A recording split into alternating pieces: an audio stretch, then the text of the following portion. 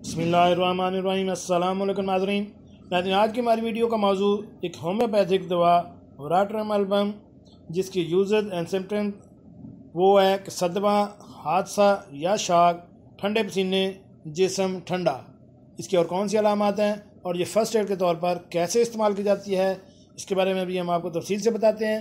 Video शुरू करने से पहले मेरी आपसे रिक्वेस्ट है कि अगर आप मेरे इस चैनल घर के डॉक्टर पर नए हैं तो इस चैनल को सब्सक्राइब करें और साथ बेल आइकन का बटन भी प्रेस कर दें ताकि ऐसी मालूमाती वीडियो आपको बार वक्त मिल सके। जी नाज़रीन, होम्योपैथी फ़र्स्ट एड में टॉपिक नंबर 6 है सदमा, हादसा और वराट्रम एल्बम।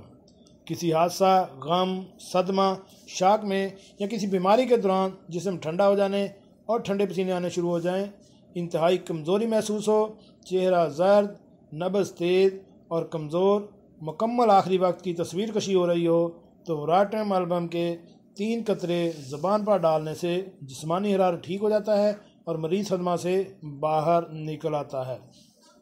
इसको आप फ़र्स्ट एड के तौर पर भी इस्तेमाल कर सकते हैं। इन्हें कैसी लगी आज की हमारी ये मालूमाती वीडियो? उम्मीद है आपको पसंद आई होगी। मिलते हैं एक नई वीडियो के साथ। अस्सलामु अलैकुम।